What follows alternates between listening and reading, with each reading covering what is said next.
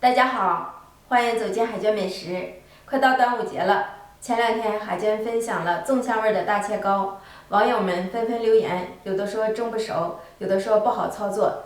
今天海娟详细讲解一遍，如果您喜欢吃，保证您也能做好。昨天晚上我又泡了1斤4两的米，重点是这个米一定要浸泡好，最少泡8到12个小时。接下来我们准备1碗蒸熟的蜜红豆，还有一些空心大枣去核的，然后大枣碎、葡萄干、蜜枣干，还有一些蔓越莓。这些材料自己随意搭配，看自己的喜好，自己喜欢什么就可以搁什么果干。看一下这个米浸泡好的特征，轻轻用手指盖掐一下击碎。这次的糯米有长粒的，也有圆粒的，我一起浸泡了，因为家里的这个长粒米不够了。做之前，我们把泡好的这个糯米再给它清洗2遍。现在天气太热，以免这个米发酸。清洗好的糯米控出里面多余的水分。接下来我们准备一些粽叶，新鲜的、干的都是可以的，但前提一定要是浸泡过的，用开水煮过的，放在开水锅里煮至3到5分钟即可。我们准备一个模具或者小铁盆、小铝盆都是可以的。然后这个软叶朝下，这样比较好操作。摆放在模具中，一片压着一片，我们可以多放一些粽叶。这样粽子的香味就出来了。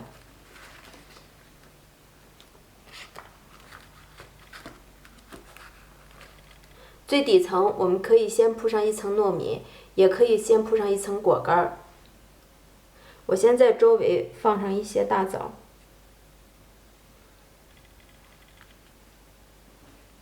摆好大枣以后，中间撒上一些葡萄干、蔓越莓干、蜜枣干，再来一些红枣碎。摆放平整后，我们开始放入糯米，薄薄放上1层，用手给它铺平、铺匀。看见露着果干的地方，我们就再给它撒一些糯米。铺平整以后，我们再给它铺上1层红小豆。按压紧实后，我们再接着给它铺第2层糯米，同样薄薄1层，铺平压紧。记住，这个米每1层都不需要铺太厚，只需要把这个果干盖过来就可以了。如果你铺得太厚，第一个蒸制的过程中不好熟。再给它铺上1层果干，我这次用的是半个红枣，从中间用剪刀剪开，铺到边缘处。果干就根据我们自己的口味来添加，喜欢吃大枣的我们多放一些，不喜欢吃的可以铺点其他果干。喜欢吃甜味的，我们可以随意放上几块冰糖，冰糖的口感会更好。中间的部位撒上一些大枣碎、葡萄干，再来一点蜜枣、蔓越莓干，让它均匀一些。不喜欢吃甜的，这些大枣跟果干的甜度就足够了。然后我们给它铺上最后1层米。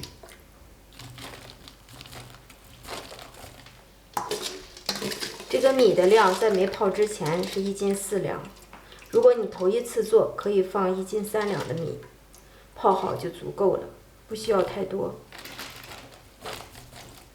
然后我们给它平铺均匀，给它压实一些，压紧，边沿处也给它摁一摁，压一压。这时候就全部完成了。然后我们把这个粽叶一片一片的给它往中间部位对折，同样也是一片压着一片，这样更加的紧实。看一下这个糯米的量，基本上跟这个模具是平的，一定不要高出来。然后上面压一个重物，蒸制好以后它也稍微高出来一点，不会太多。接下来我们准备一个蒸锅，然后放入2根筷子，把模具直接放在筷子上，先用1小盆水给它压住，这样蒸出来的切糕更加的紧实，口感更好。接下来放入凉水，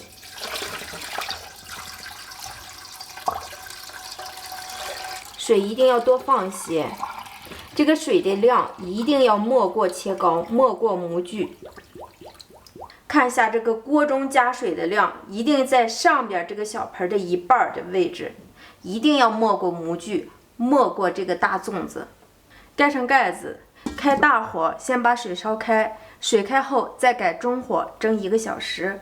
时间到了，我们关火，打开盖子看一下，看一下里边的水已经变得很少了。盖上盖子，让它焖至3个小时。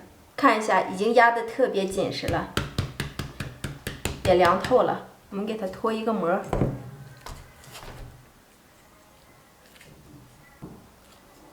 然后我们给它切开看一下。切的时候注意，家人们刀上一定要蘸一点凉水，这样更好切。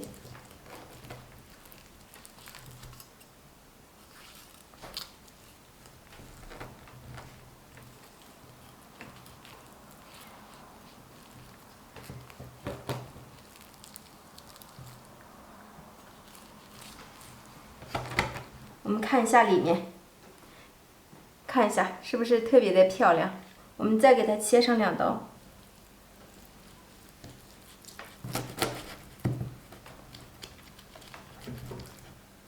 看一下有没有食欲。看一下中间这块，更加的漂亮，层层有米，层层有果干，吃起来香甜软糯。如果不会做粽子的家人们，赶快动手试做吧。家人们，如果您端午节还不会做粽子，可以尝试海娟这种做法哟。放在锅中，刷着手机的时间就可以做好粽香十足的大切糕。新进来的朋友，别忘了给海娟点个关注。老朋友，谢谢您一路以来对海娟的支持。我们下个视频见，拜拜。